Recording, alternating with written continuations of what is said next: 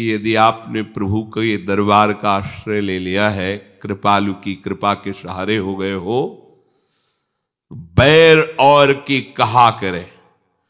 कोई भी त्रिभुवन का दैवी शक्ति संपन्न भी हो, बाल बांका भी नहीं कर सकता उसका, विश्वास कर लो। यदि हमने अंदर से भगवद आश्रय नहीं लिया, केवल बाहर भेष बनाए, तो बात अलग है, बात ध्यान देनी होगी। फिर वहां अपने लोगों को संशय हो जाएगा कि भगवान ने क्यों नहीं बचाया। ये बात छाती की है, ये बात बाहरी किसी लक्षणों से नहीं पहचाना जा सकता। जो कृपा पात्र हृदय का विषय, जिसने भगवान का आश्रय ले लिया अंदर से, यदि भगवान का आश्रय ले लिया है और अंत समय में ऐसा कुछ होता है, तो अनंत जन्मों का कोई विधान है जिसका भगवान निवारण करके सीधे अपने पास बुला रहे हैं। नहीं तो निश्चित समझ लो, त्रिभुवन में ऐसा कोई नहीं कि बाल बांका भी कर सके, एक बार भी उखाड़ सके, पक्का समझ लो। जो पे कृपा रघुपति कृपालु की, बैर और के कहा सरे। होई न बाको बार भगत को, जो को कोटि उपाय करे। करोड़ों उपाय कर ले, बाल बांका भी नहीं हो सकता, करोड़ों उपाय कर ले। और बात बड़ी महिमा की, तकै नीचु जो मीचु साधु की, सो पामरते ही मीचु मरे। वेद विदित प्रहलाद कथा सुनी, को न भगति पथ पाऊं धरे। कयादू जी ने बहुत सुंदर श्रृंगार किया।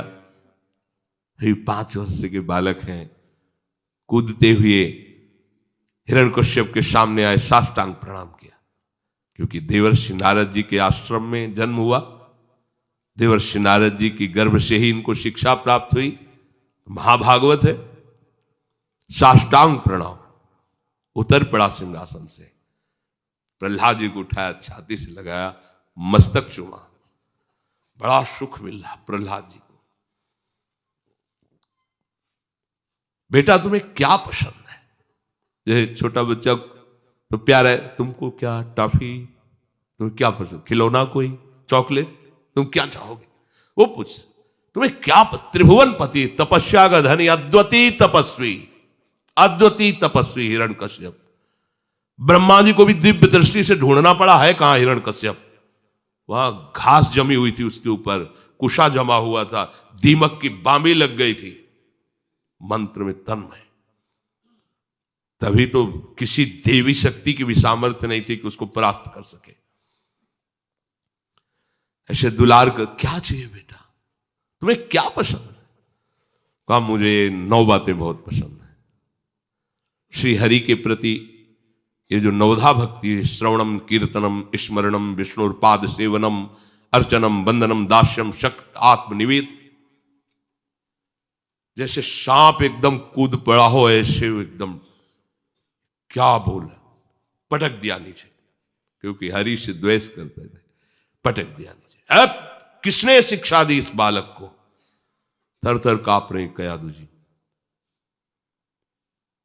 चंडामर्क जी आए, कुछ समय के लिए हमें अवसर दीजिए, हम शिक्षा प्रदान करेंगे, बालक है बुद्धि। चंडामर्क जी लेकिन 5 वर्ष के बालक को काम शास्त्र की शिक्षा दे रहे हैं, और भी राजनीतियों की, कूटनीतियों की। इतने चतुर शिरोमणि हैं कि जो वो बोलते हैं उसका उत्तर तत्काल दे देते हैं। माने पढ़ाई में बहुत रति है ऐसा दिखा रहे, और जहां हटे ध्यानस्थ है, नाम कीर्तन परायण है, भगवत रूप में डूबे हुए हैं।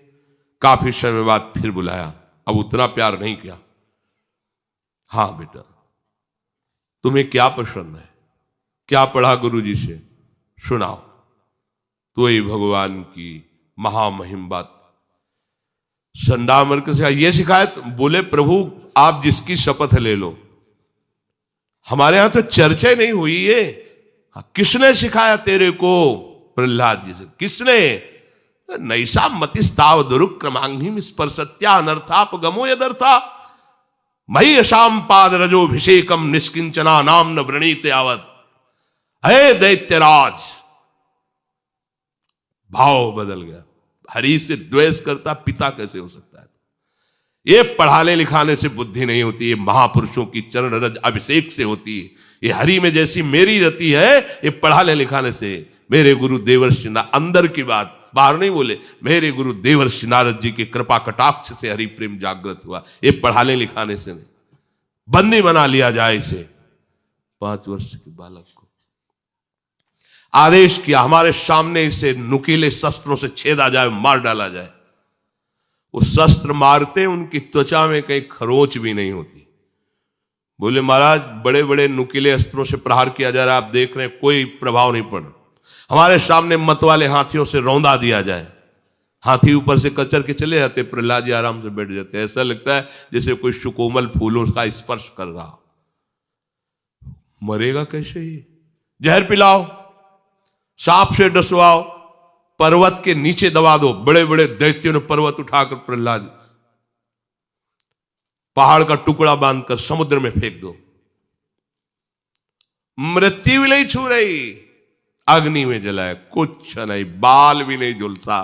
कह रहे वेद विदित प्रहलाद कथा सुनी को न भगति पथ पांव धरे। बोले वो तो प्रहलाद जी थे। सत्य मानो, प्रभु की दृष्टि में आप और प्रहलाद जी में इतना अंतर नहीं। ये तो दूसरे लोग अंतर कर सकते हैं कि वो पढ़ा लिखा बच्चा है और वो मूर्ख है, लेकिन उस मां से पूछो, उसकी छाती में बराबर प्यार है, हर बच्चे के लिए प्यार है।